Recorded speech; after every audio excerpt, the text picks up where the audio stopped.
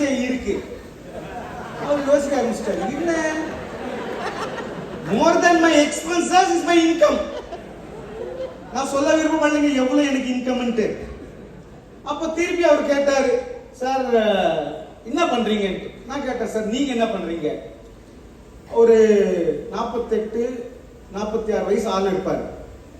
அவர் சொன்னார், சார் நான் ஒரு 22 வருஷமா ஒரு கம்பெனில வேலை பண்றேங்க. இன்னைக்கு ஒரு பிரைவேட் லிமிடெட் கம்பெனில வேலை பண்றேங்க. அவங்க வந்து இன்ஜினியரிங் ஃபேப்ரிகேஷன் ஒர்க் பண்றாங்க. நான் கேட்டேன், என்னங்க உங்க சம்பளம்? இப்போ ஒரு 60,000 ரூபாய் கிட்டத்தட்ட வாங்குறேங்க. சரிங்க, நல்லதுங்க அப்படின்னு. சார் நீங்க என்ன பண்றீங்க அப்படின்னு அடுத்த கேள்வி. தமிழனாச்சே, கேட்க முடிவாரா? என்னோட ஜாஸ்தி சம்பாதிக்கிறா இல்ல கம்மி சம்பாதிக்கிறேன்னு தெரிஞ்சுக்கணும் ஆசை. ரைட்டுங்களா இல்லைங்களா? கேட்டா என்னங்க பண்றீங்கன்ட்டு. இல்ல சார் நான் ஒரு டைரக்ட் மார்க்கெட்டிங் பண்ணிட்டு இருக்கேன் சார். டைரக்ட் மார்க்கெட்டிங்கா? நெட்வொர்க் மார்க்கெட்டிங்கா அப்படின்னு. நெட்வொர்க் மார்க்கெட்டிங்கா தெரியலையே அப்படின்ட்டு. இல்ல சார், இன்னைக்கு இந்தியாவில் ஒரு பெரிய இண்டஸ்ட்ரி டைரக்ட் மார்க்கெட்டிங் நாங்கள் பண்ணிட்டு இருக்கோம். இதுக்கு இன்னொரு பேர் நெட்வொர்க் மார்க்கெட்டிங், இது இன்னொரு பேர் மல்டி லெவல் மார்க்கெட்டிங். அப்ப அவர் கேட்ட முதல் கேள்வி, இது டிராம்பே மாதிரி கம்பெனியா? நான் சொன்னேன், அதே மாதிரி தாங்க கம்பெனி. இல்ல என் சொந்தக்காரர்கள் பண்ணாங்க, ஆனா அதுல ஒன்றும் பெரிய இன்கம் இல்லையே. சரி எவ்வளவு மாசம் பண்ணாங்க சார்? ஒரு 3-4 மாசம் பண்ணாங்க. என் தம்பி கூட பண்ணான். ஒரு 3-4 மாசம், ஒரு 6 மாசம், ஒன்றும் வருமானம் இல்லை. சரிங்க சார், நான் கம்முன்னு இருந்தேன். எதுக்கு நம்மளா பேசணும்? நமக்கு டைம் கிடைக்கும் போது நம்ம பேசணும்.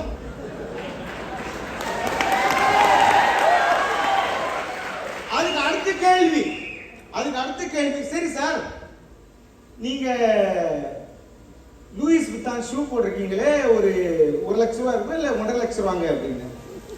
பெல்ட் வாட்ச் போட்டிருக்கீங்களே, அது ஒரு 25 லட்சம் ரூபா அப்படின்னு.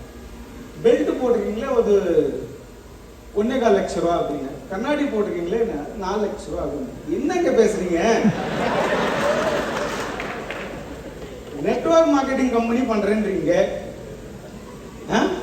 பொருள் எல்லாம் டூப்ளிகேட்டா ஒரிஜினலான்ட்டு தெரியலங்க. நான் கொடுத்தாங்க, நான் வாங்கிட்டேங்க.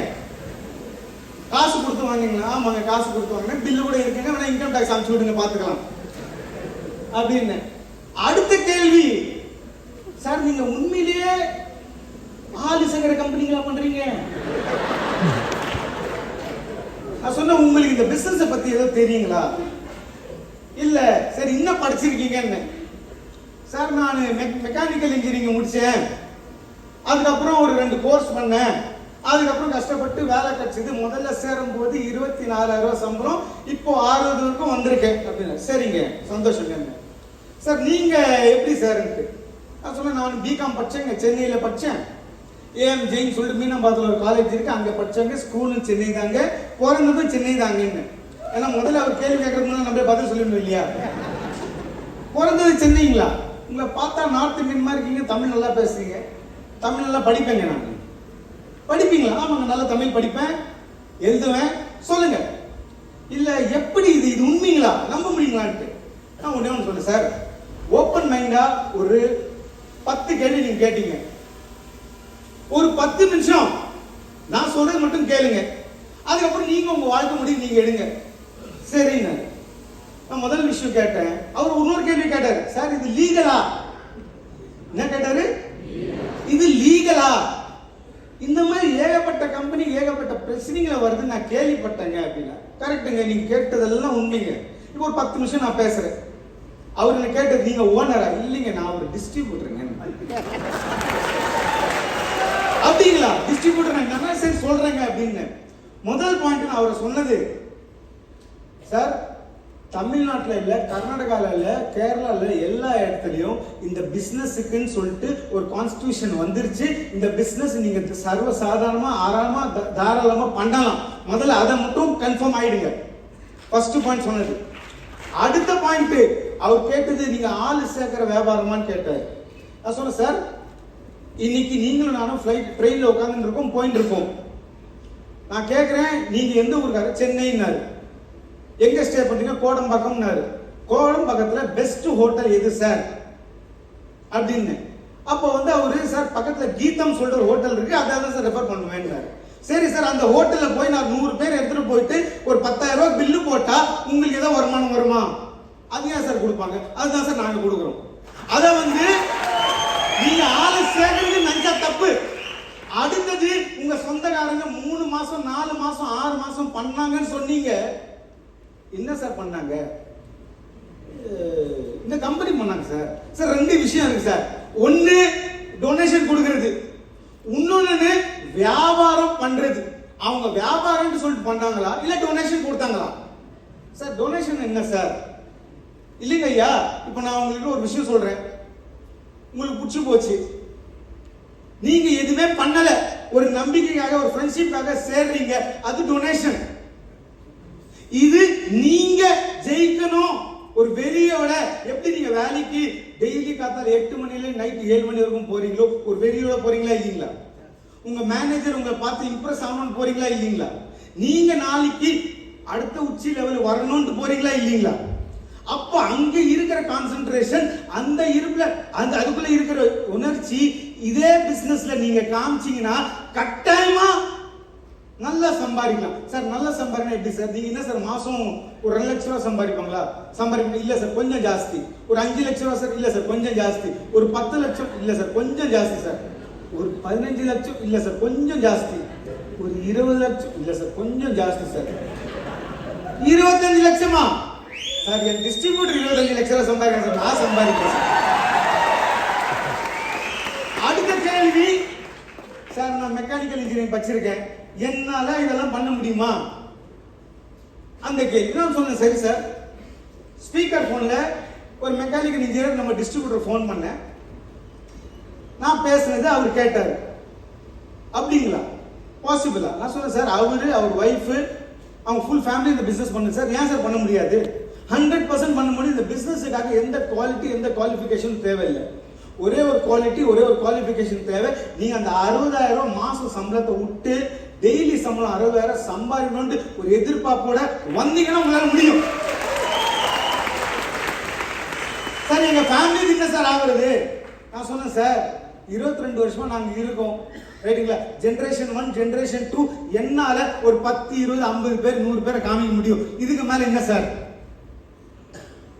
ஒரு ஃபேமிலி, அதாவது இன்னைக்கு பிரவீன் சந்தன் நாளைக்கு நிக்கில் சந்தன், எழுதி தர நிக்கில் சந்தனுக்கு ஒரு பையன் இல்ல பொண்ணு பிறந்தா கூட 100% எம்ஐ லைஃப் ஸ்டைல்.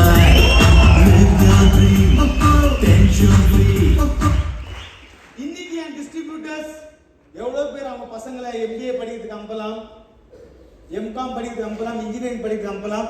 ஆனா எல்லாருக்கும் லைஃப் எம்ஐ லைஃப் ஸ்டைல்.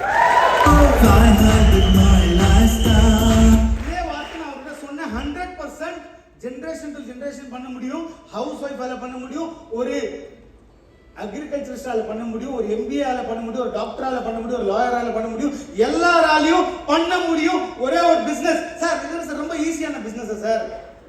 அது ஈஸி கஷ்டம் உங்க கையில இருக்கு, ரைட்டுங்களா?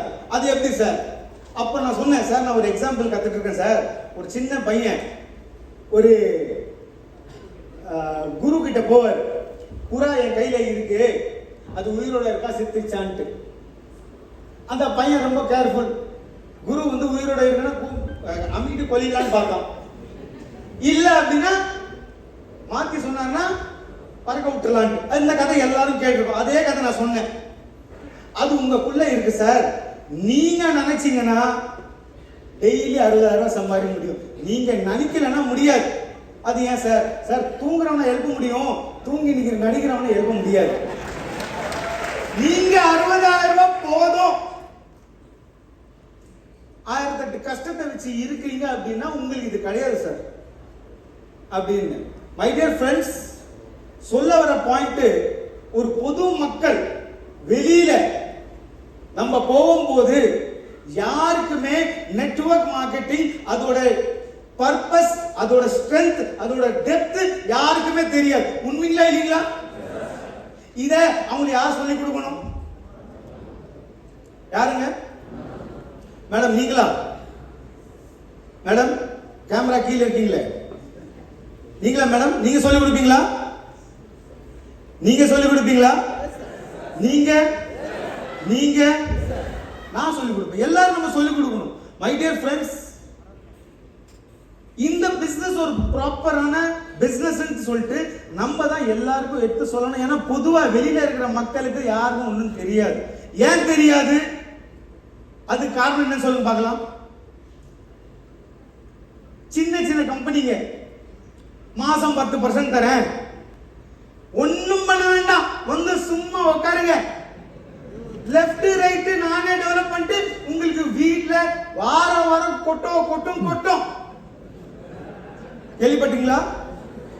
நான் ஒரு 20 வருஷத்துல ஒரு 50 கம்பெனி கேள்விப்பட்டிருக்கேங்க. இதனால தலையில கொட்டு ஊந்துருக்கு தவிர்த்து துட்டு உழவே இல்லைங்க. ரைட்டுங்களா இல்லைங்களா? இன்னைக்கு எனக்கு 50 வயசு ஆகுதுங்க. ஒரு 23 வருஷமா இந்த பிசினஸ்ல இருக்கேன். ரைட்டுங்களா? இதனால வரைக்கும் எனக்கு கொட்டல, உங்களுக்கு கொட்டுமான்னு தெரியல. எனக்கு தெரிஞ்சது ஒரே ஒரு விஷயங்க, network marketing it's not easy, it's not difficult. இது ஈஸியும் கிடையாது, டிஃபிகல்ட்டும் கிடையாது. ஆனா பேஷன் இருக்கு அப்படின்னா, ட்ரீம்ஸ் இருக்கு அப்படின்னா, விஷன் இருக்கு அப்படின்னா, வாழ்க்கையில ஜெயிக்கணும் ஒரு எண்ணம் இருக்கு அப்படின்னா, கட்டாயமா இங்க உட்கார்ந்து 1000 பேருக்கு என்னோட ப்ராமிஸ், அடுத்த வருஷம் இந்த டேட் மார்ச் 14 வரும்போது மோகனன் சார் எல்லாருக்கும் எழுதிட்டு வாங்குவேன். போனதுக்கு அப்புறம் ஒரு வருஷத்துல இவங்க எல்லாரையும் என்னால கோட்டீஸ்வரனை பார்க்க முடியும்.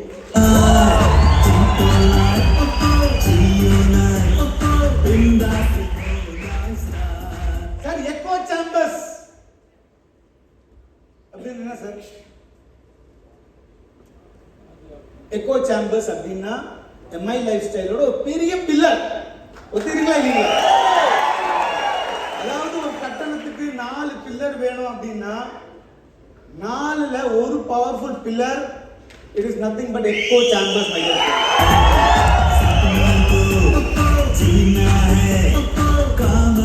இன்னைக்கு நீங்க எவ்வளவு மோட்டிவேட்டடா இருக்கீங்களோ எனக்கு தெரியல, எவ்வளவு எக்ஸைட்டடா இருக்கீங்க எனக்கு தெரியல, எந்த லெவலுக்கு எனர்ஜி எவ்வளவு நாளுக்கு நீங்க எடுத்து போவீங்களோ எனக்கு தெரியல.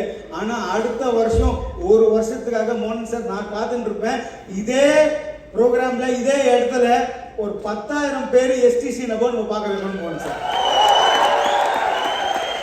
அதே எனர்ஜி லெவல் உங்க எல்லாருக்குள்ளயும் இருக்கணும். அதுதான் எக்கோ சேம்பர்ஸ்.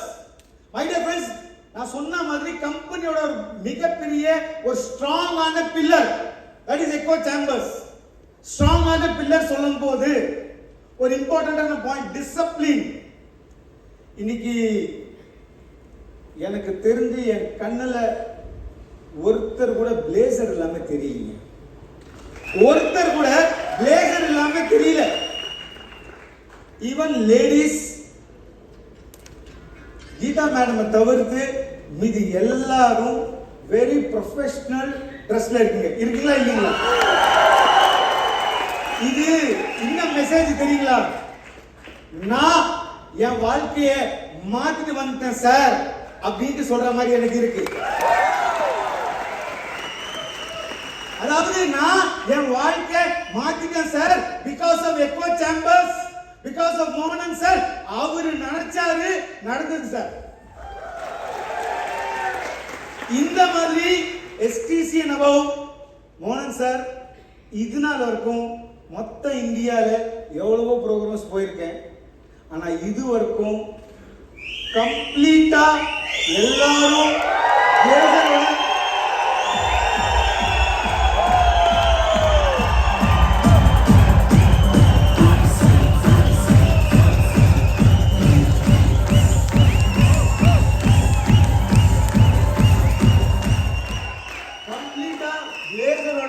கம்ப்ளீட்டா பவர்ஃபுல் எனர்ஜியோட கம்ப்ளீட்டா நம்ம வாழ்க்கை நம்ம தான் மாற்றணும் ஒரு முடிவோட வந்திருக்கீங்க பாருங்க. பிளஸ் நம்ம வாழ்க்கை எக்கோ சேம்பர்ஸ்னால மாறும்னு அந்த நம்பிக்கை வச்சு வந்திருக்கீங்க. உங்க எல்லாருக்கும் என் சைட்ல இருந்து ஒரு கிரேட் ரவுண்ட் ஆஃப் அப்ளாஸ்.